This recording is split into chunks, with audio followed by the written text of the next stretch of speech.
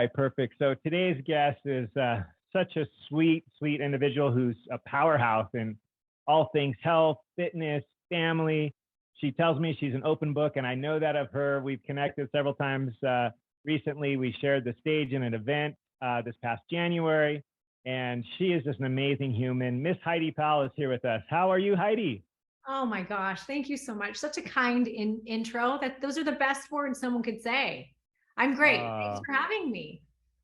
Such a pleasure. As you know, we say in Hawaii, big aloha to you. We're so Oh, pumped to have you on today. Thank you. oh, thank you. I wish I were in Hawaii, not gonna lie. I know, right? I share the same sentiment. Every time I'm gone, I'm like, when do I get back? When do I get back? I know. So just for starters, Heidi, I would love it if you would just kind of give a little bit of a background. Who is Heidi Powell? Just a little bit of where you come from. How did you get to be this powerhouse woman fitness icon, as well as, your mom, your mother of four? You have so many talents. Like, just tell us a little bit about yourself and how you got to where you're at. Oh boy. So I'm a long-winded person. So let's see how concise I can keep this.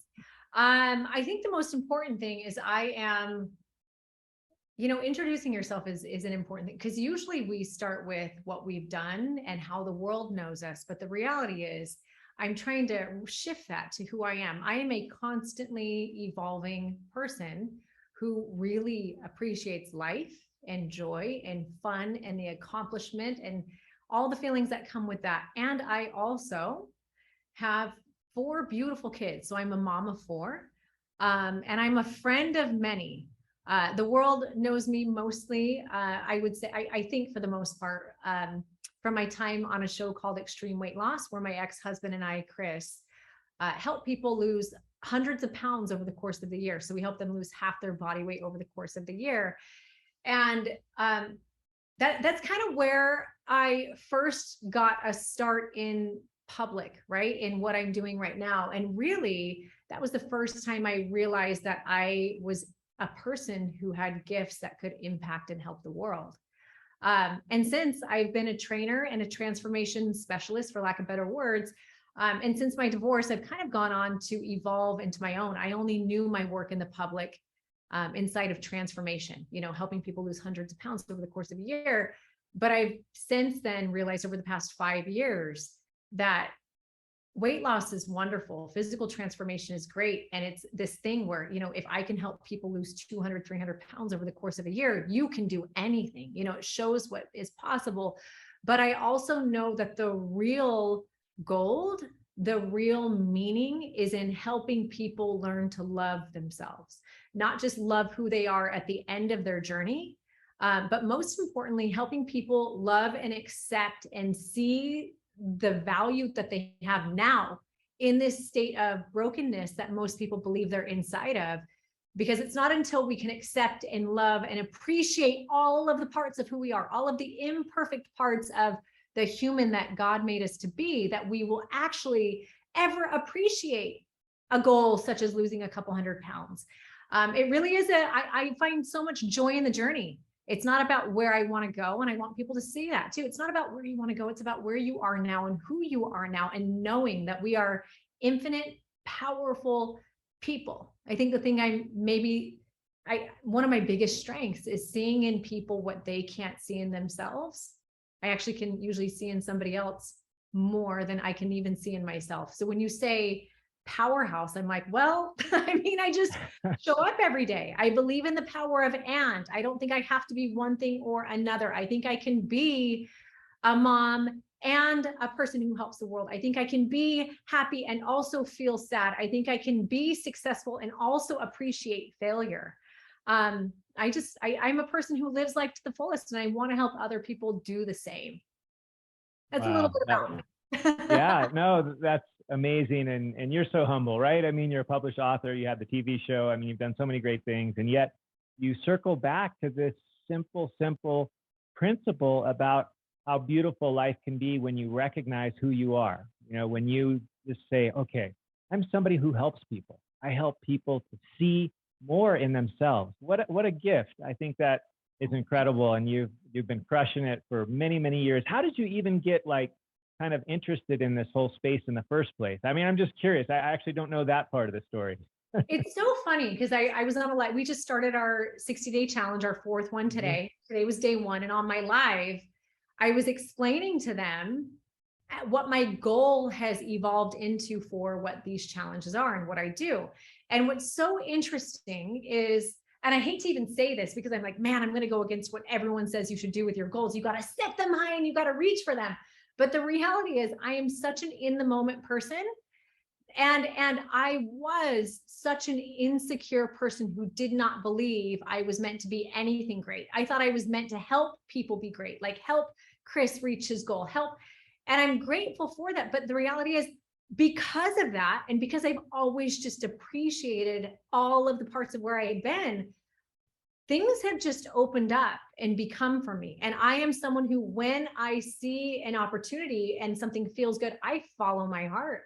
And it's created beauty, and it's created a part of me that knows that I can dream now and that knows that I can do this. But to be honest, right out of high school, so I grew up in a very fit family.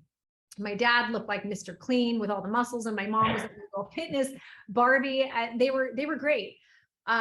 Also, though, because of that, because I grew up in a fit family and I saw my mom beautiful, and it was during a time where fat-free and low carb and all of these diet trends and crazes were so everywhere.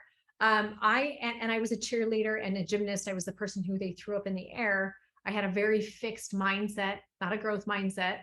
And as I've learned more about it, I'm like, wow, I can see why I ended up developing a really severe eating disorder in high school that went into my 20s, well into my 20s. And it was because I felt like in order to be enough and in order to be loved, I needed to look a certain way. I needed, on the magazines back then, it was skinny people and all of the Twiggy, it was like they were celebrating Twiggy of the past and the people in the present that were super Kate Moss, right? And I felt like if I couldn't work out because I had a knee surgery, that means I can't eat. It was a lack of education, a lack of knowledge. Ironically, in the middle of my eating disorder, because I was so worried about not looking the part, I was a trainer. So I trained right out of high school, and I hated it. I hated training in a gym because I wasn't getting results with my clients. And in hindsight, it's because I couldn't take care of myself, right? When we try to take care of other people, before we know or understand how to take care of ourselves, it just doesn't work. We end up burning out. We end up not feeling happy. And I wasn't.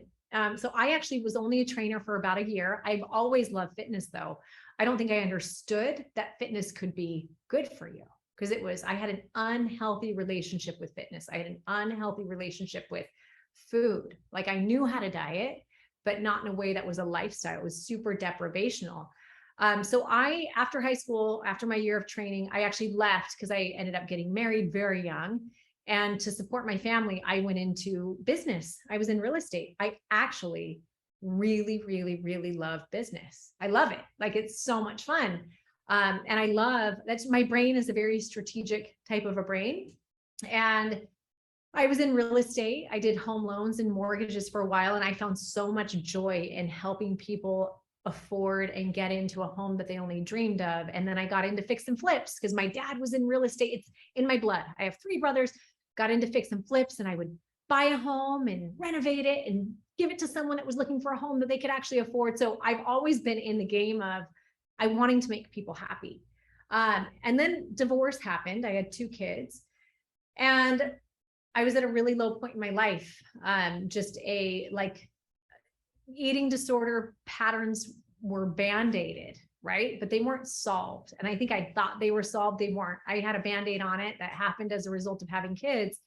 And I ended up going to a lot of therapy and in the middle of like an identity crisis. And I think in any big shift in our lives, we go through that, right? I'm sure even for you guys in your family and moving from Hawaii to Utah for these months that you're there, when you take what feels so normal to you, even if it's an unhealthy normal, marriage was unhealthy for me. Getting out of it was healthier, but I had to recreate who I was. And through therapy, I was actually directed to a self-improvement seminar, and I did it.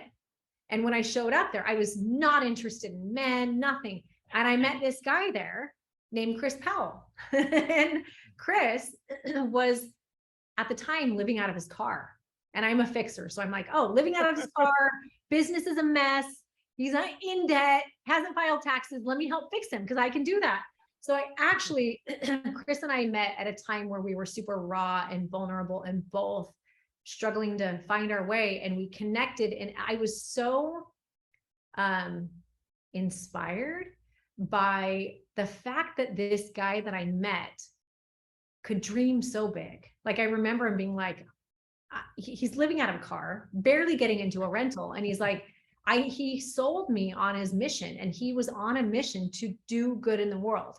He had said, I want to be recognized at the end of my life for doing good. Like, I want to be respected for having made a positive impact in this world. I want to be, he had these, he actually said, I'm going to be the Ty Pennington of weight loss, extreme makeover home edition. Oh, yeah. And one of my favorite shows. Yeah. And what was so crazy is to see him manifest and dream big, have the intention, but then he paired intention with action. Every single day he paired it with action. And I was his just behind the scenes worker. And I would, because we both had a fitness background and we love fitness, we would work out together. We would film videos together. I started helping him with his online thing. I would do news segments with him, and it evolved. He had one transformation he'd done at the time with this guy named David Smith. We ended up creating a show that was soon sold to ABC, but I was his manager and I helped create, I protected him. I was his protector.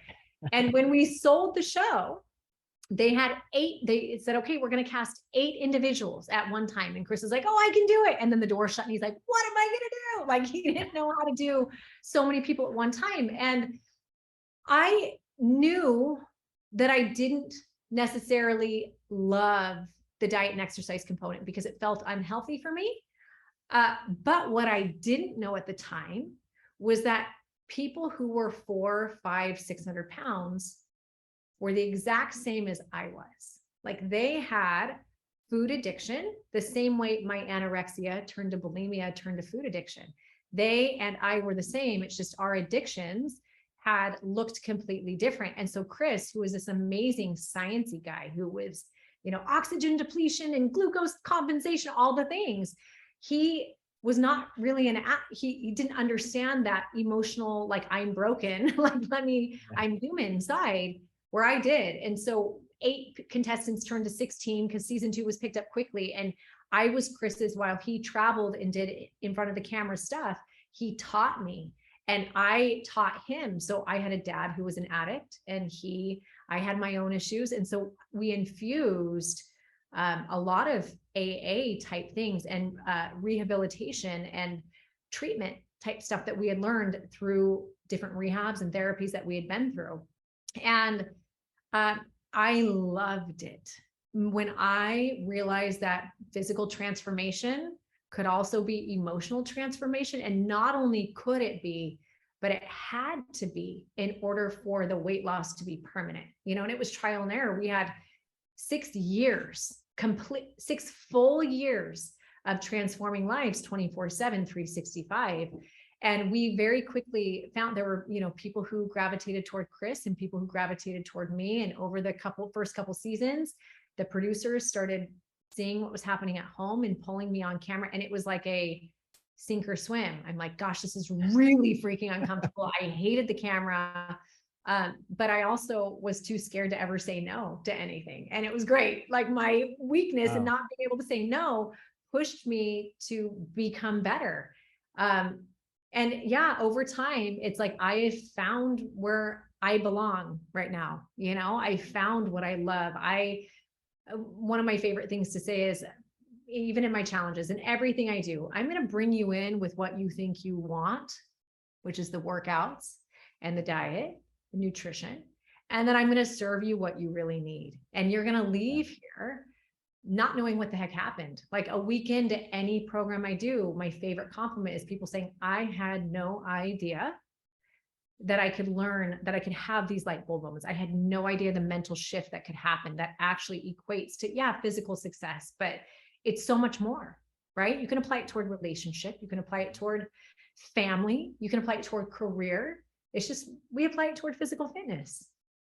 Yeah, no, wow, you gave so much there. And I want to just unpack a couple of the just super salient pearls that you shared. And one, I love, we started a little bit talking about goal setting, and then you talked about vision, which I think trumps goal setting every day of the week. I think sometimes we get wrapped up in this goal setting thing, and I think goal setting is fine. I set my own goals, got it. But I think it lacks a lot of times a bigger vision. I feel like sometimes we just need to cast this, like, who we want to become. And then we set goals along the way. Like if we just said, I want to lose 20 pounds, I want to lose 10 pounds, I want to be able to do this long of a run. And right now I can barely walk. Like, that's great. I love setting goals, but I feel like sometimes that's just, it doesn't teach us how to live. And you're casting this bigger vision. And I think you're so good at it, seeing the potential in people and really kind of seeing the bigger vision. Like, I would love to see how, like, tell me a little bit about how that breaks down when you help an individual client. Say you're trying to set a goal, but how do you get them to not only do the goal, but to make that the lifestyle? Because that's what really matters in the end. You and I both know that it's the lifestyle. So how do you get them to do that part? Not just like check off the list, I lost 10 pounds. Like, tell us about that.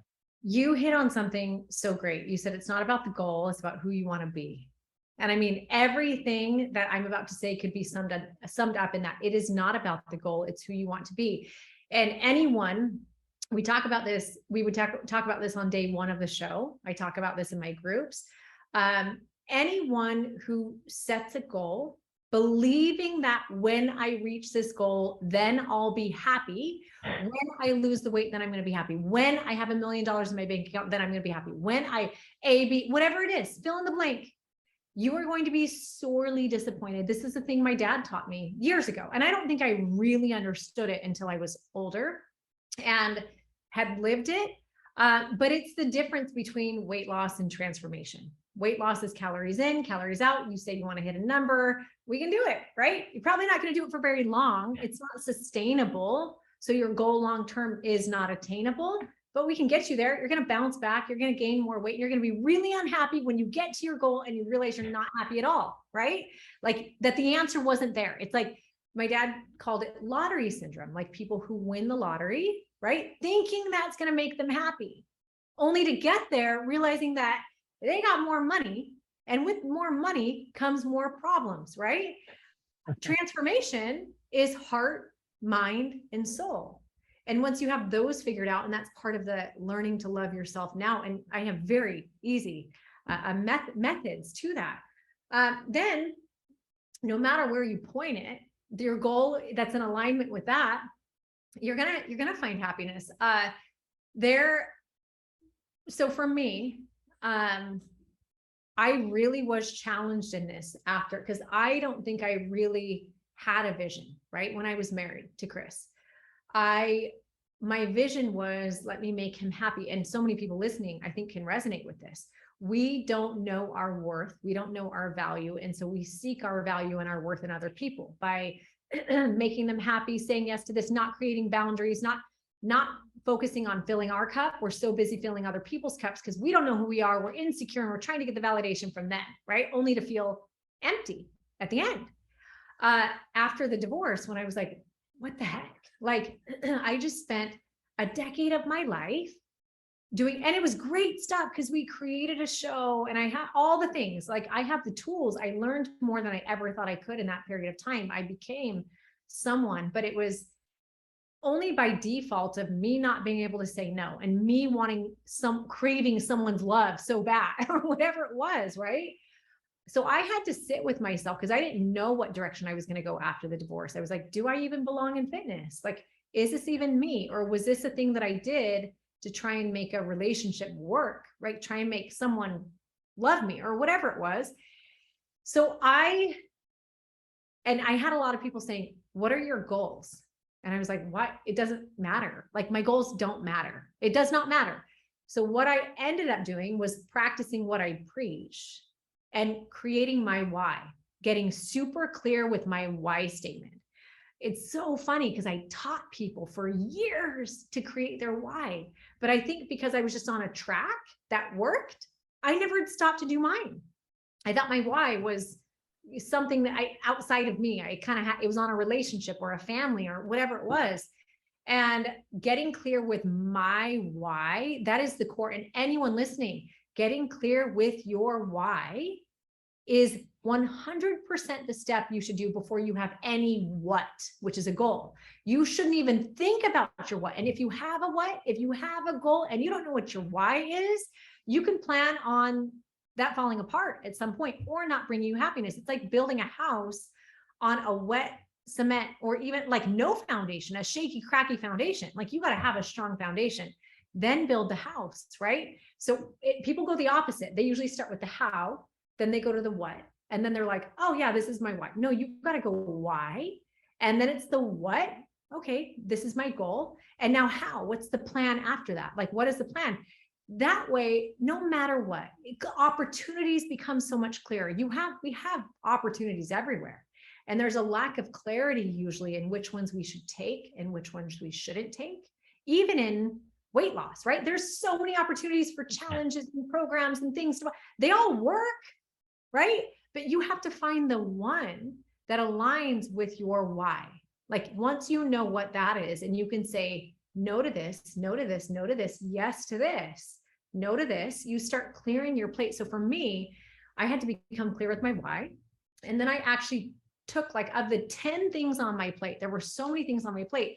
I cleared 8 of them.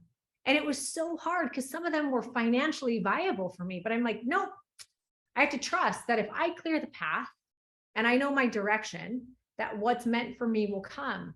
And it'll clear room for, it'll clear away the things that are stopping me from where I ultimately want to go.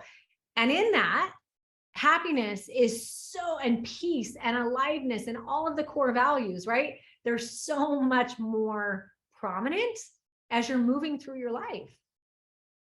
Yeah. Start with the why. Wow. That was beautiful. And the Japanese have a word for that. They call it ikigai. And those of us that really focus on that, kind of the who we want to be, who we want to become, what's our purpose, what's our mission, what's our true why, that once we figure that out, like we're excited to get out of bed every morning. I would be, let me just guess, take a wild guess. But when you get up, you're like, dang, I'm excited for today. Like I get to help all these people. I just started this challenge. It's going to be amazing. Like you wake up and you smile. Whereas many of us, at least I did it for many years, right? I was like dreading. I'd look at my watch and go, oh crap, my shift starts in like so many hours. And I'm like, oh my gosh, I just can't even, it just, I got to help people at work and that sort of thing, but I was dreading it. I was stuck in this hamster wheel and I didn't have a big why at that time. And so finding the why, that's beautiful. I love that. Thank you.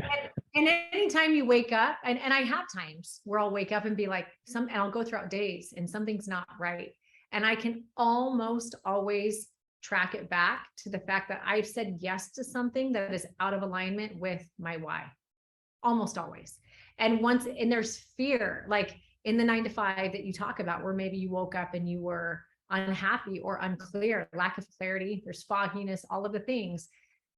We know something's not good for us, but there's so much fear in making the leap, right? Like so much fear. But until we're willing to make the leap, until we're willing to be who we say we want to be, it's not just about saying, I'm going to be that person.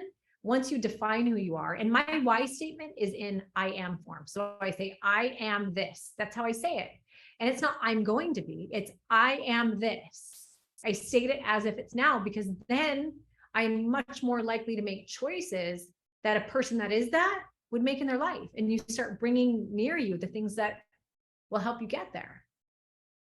Yeah, no, so important. I am, not I will be, or I want to be, or this would be nice. Like I am, fill in the blanks. I am fit. I am powerful. I can do these things. I am, what it's a simple yet extremely, extremely powerful. It reminds me of that book. What is it? Atomic Habits with James Clear. Like I've read it a few times and I reread it a couple of months ago. I'm like, it's so simple, but why don't we do this more? Like, but you've stated it so beautifully. We don't do it because there's fear that it won't work for us. And there's responsibility if it does. And I think that's why a lot of people don't do it. Yeah. Yeah. No, for sure, that part. I mean, sometimes it's just we don't like to leave our comfort zone. Maybe we have a why, but we're scared. We're like, it's just easier to show up to work 8 to 5 and do whatever and not have to think bigger. Not, even though I really have this, gut feeling that I'm meant for more, that I'm supposed to do this and that, like sometimes it's just easier to do that, punch the clock thing, Yeah. and I get it. I totally get it.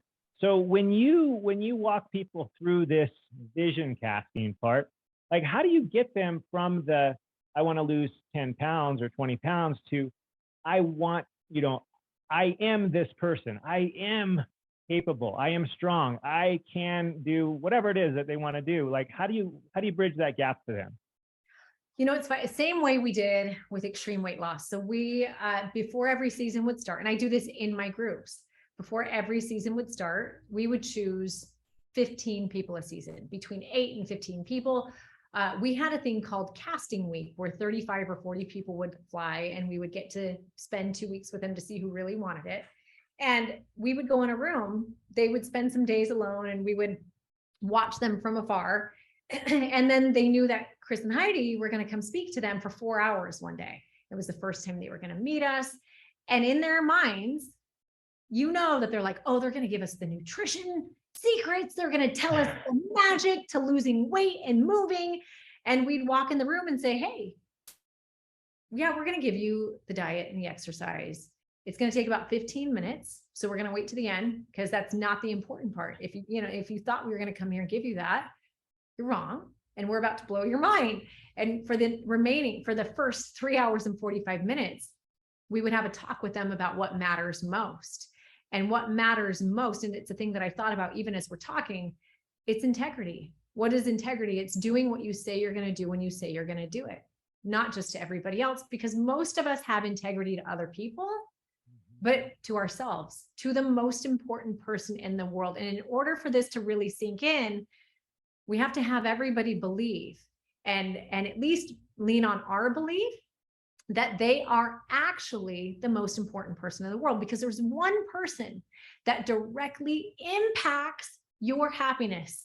And it's you. There's one person that directly impacts my happiness, and it's me. And if I cannot prioritize myself, right? If I can't put me first, and if I can't realize that me having or lacking and breaking integrity to myself will either make self-love and dignity, or it will completely break it. And we explain to them the thing that has caused them to lose belief in themselves over the years. They've tried and failed and tried and failed and tried and failed. And every single year, it's like, okay, diet starts Monday. Oh, okay, shoot, diet didn't start. Diet starts next Monday. Okay, 2012, that's my year. 2013, that's my year. 2004, okay, here we are, 2022. This is going to be the year. I mean, it's even things as simple as setting the alarm for 6 a.m. to work out and hitting snooze, right? These promises, the more we make promises to ourselves and we break promises to ourselves, the more we hate ourselves. It's loathing and self-hatred. And when I would look at somebody who was 400 pounds, I didn't see 200 pounds of excess body fat. Physiologically, that was the manifestation of 200 pounds of broken promises. Like it's 200 pounds of not believing in the word. Like their reasons and their excuses were much more powerful than their word and their commitment to themselves. And it sounds so crazy, but when we lay it out for people and we explain to them that that is the recipe for self-love, and we explain, okay, so that's the what, but what's the how? The how is we continually, what hasn't worked forever? It's us making overblown promises. Every single time we try something and we fail, and we stop telling anyone about our goals, because the more we tell our goals and people follow up and say, hey, how's that diet going? We feel bad. We feel like a failure and a loser, right? So we make silent promises. And when we start making silent promises, these are promises we know we're not going to keep. So instead of trying, and every time we try again, we think, oh, I have so much lost time. I have to make up for it. So instead of, doing these 5 things, I got to add the 6 so I can go even faster, right? So we're going in the opposite direction. We're actually lessening our chances of succeeding by making humongous promises to ourselves, when we got to get back to basic, like back to neutral. And we got to start small. So the power of learning those, we call them power promises. What is one thing you can do every single day, something that's so stupidly simple that you know without a shadow of a doubt you can do it every day. And so we start people out with 5 minutes of movement a day or whatever it is, 5 minutes. And those small things, the power of 5 minutes really is the power of winning. And that is the thing. Like, then you start to connect. Oh, I mean, when you go in my group, it's day one. Day one on our challenge, we've had pre-week for 1 week. People are in there talking about their integrity. It is the coolest thing because they actually see what makes a difference and they're connecting it to the other areas of their lives too. That is where the real secrets are. Yeah, no, the integrity piece is, I think you just elucidated it so clearly and so simply. And we often forget that because we're, like you said, for other people, we say we're going to do something, we do it. But to ourselves, we don't do it too often. And when we start to keep those promises, we start to take a moment and do what we need so we can fill our cup first. Like you're probably great at sort of doing this with the mom role, right? You got 4 kids, you got to figure out like, I still need my time because if my cup ain't full, what the heck can I give them and to these other, many, many people out there that want this stuff from me? I got to fill my cup first. So beautifully stated. Thank you for that. I know we're getting a little short on time, but I wanted to ask you as a mother and having children now, you're, looking back, you had sort of maybe some pressure growing up to be like Mr. Clean, your dad or your mom or whatever, the Barbie doll. But what about you and your kids? How do you incorporate healthy, and I hate to use healthy with health, but you know what I mean, the positive side of how we stay and live healthy for kids. Like, how do you do that with kids? What's your secret? Yeah, that's a very good question, especially because and I get this question a lot. It's like, hey, how do you talk about how your parents were? And here you are stepping on stage in a bikini because I am a pro bodybuilder, right? Like, so I actually do compete and I'm going to compete in November. How do I balance that with my kids and having what happened to me not happen to them? First of all, I have to say my parents just didn't know. Like I look at that, my undeveloped brain would have had an issue no matter what they thought they were doing. They were trying to share what they did and what they loved the most. Thankfully, we're in a completely different era now. And I am so careful. I do not talk about skinny, like, I don't even think my kids know, like, even with weight loss, when we talk about what someone accomplished in our challenges, we talk about what they gained. Yeah, they lost whatever pounds, or someone may have gained muscle, right? But more than anything, they gained self-love and acceptance and all of the things and food freedom. And I also am grateful because I know the power of eating enough food, which is something I did not know. And I eat 2,500 calories a day. And it blows most people's minds because we're still stuck in the deprivation mindset. But to us, food is fuel and food is power, and its strength and being strong is much better than ever being skinny. And I also love, we're in a day and age where big butts are a thing, right? So it's like, you got to feed it to grow it. But it is very, very important to me that my kids know how much food I eat and I do not believe in the power of subtracting. So I do not subtract things from my diet. I add. I'm still gonna have the cookie. I'm still gonna, and no one may, I don't not have those foods in my house. I actually 100% do, because I remember not having them in my house when I was younger and we always want what we can't have. But if my kids want cookies or whatever, I'm going to have them eat veggies too, right? So like it's like the power of adding. Let's add things to our lives, and let's also pay attention to how certain things make us feel. Not to say we can't have the cookies, but let's pay attention to how our stomach feels after we have something that has soy in it versus something that is real, whole, natural food, right? What's drinking more water? Is that having us feel more clear and focused? But at the end of the day, it's the example you set for your kids, right? They are going to do as you do, not necessarily as you say. And I know there's a lot of parents that will write in and be like, I can't get my kids to eat healthy. I can't get my kids, they don't want their veggies. And my thing is, are you eating them? You know what I'm saying? Like, what are you doing? Because they're going to do what you do. Yeah. Couldn't agree more. And I think sometimes that's a hard truth to accept as a parent, because our kids, not only are they watching, but they're mimicking us. And so if we are doing those things, eating healthy, eating real food, and if we have a cookie, that's fine. If we have cake at our kid's birthday, like last week was my daughter's birthday. I had a slice of cake. So what? I enjoyed it and we celebrated. It was amazing. Did I have a second, would eat third, or cake fourth right piece? now. No.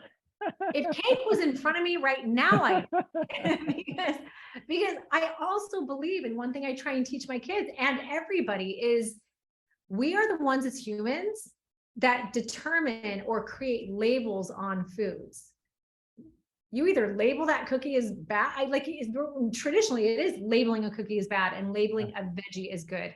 They're not anything. They just are what they are, right? They're information. They're going to tell our body how to respond, whether it's having a stomach ache or depositing excess adipose tissue or helping us feel like revitalizing the macronutrients through veggies.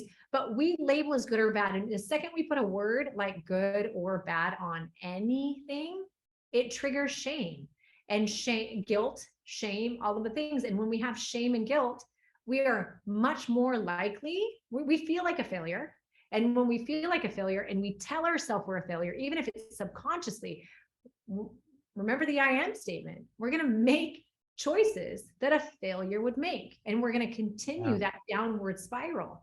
And so eliminating a label in general and just letting things be what they are, but adding things that balance in a healthful way. Yeah, adding rather than subtracting. That's beautiful. And I try to share that too. There's so many things, like my goal every week is to try something new. And either it's I make it or I get some different kind of food at a farmer's market that I've never tried before. Like there's really only three things that aren't that healthy for us, right? There's really only three: the highly processed, right? Sugars, the grains, and the seed oils. Those are really only the three bad things, not even bad, but the things that aren't going to help our bodies be at our best, because they have all the things that you said, but everything else is good. Like there's way more good stuff out there. And it's just, it's way, oh my gosh, you made it so easy. You made it so simple. I love that. You're awesome. So thank you, Heidi. You've been amazing. I just want to give you a chance to share whatever parting thoughts and then tell us how people can find you, how they can join your challenge and all of that good stuff. I think the thing I'll say in parting that I think it's important for everybody to hear, no matter where you are in your journey, you're exactly where you're supposed to be. Whether you're listening to this and you're trying a physical transformation and you feel so far away, or maybe you hit your goal and you bounce back and you feel even further than you were before, or maybe you're in a place where it's not even physical and emotionally you're really, really struggling, or you have things happening to you or mistakes that you keep making. I think it's really important to remember that you are exactly where you're supposed to be. Your existence is happening the way it's meant to happen. And I think until we can accept and grasp it, like fully embrace that, we're going to keep missing the lessons that we're meant to learn. So if you can say, wow, I'm in a really hard place right now.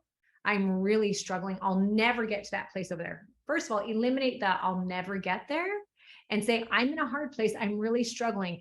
This is amazing. What is God or the universe trying to teach me right now? What can I get from this? How can I take this imperfect time that I'm in and use it as a catalyst for growth in my future? Because I think it was a Steve Jobs quote where it had said, connecting the dots moving forward, like looking forward is impossible.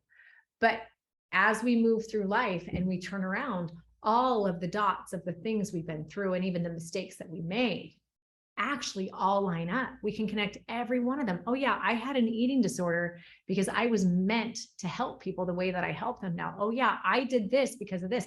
Oh yeah, it's all making sense. So just trusting that your life is working out the way it's meant to, and everything's going to be fine. That's the thing I wish I would have heard and I would have known, and I have to remind myself on the daily. So that's what I'm going to leave all the listeners with.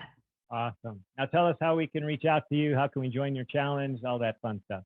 Yeah. Oh my gosh. Join the challenge. We have so much fun in there. And here's the thing. We're going deep right now, but the amount of fun that we have in these challenges is real. Like it is. We laugh a lot. So if you don't like to laugh, you shouldn't come in. But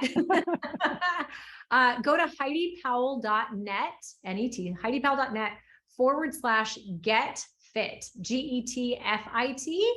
And then on all social media platforms, I'm Real Heidi Powell, RealHeidi, POWELL. So simple once again, and so beautiful. Thank you so much, Heidi, for coming on today. It's been a true gift. Just appreciate you so much. Aloha to you and your family. Thank you so much. Thank you.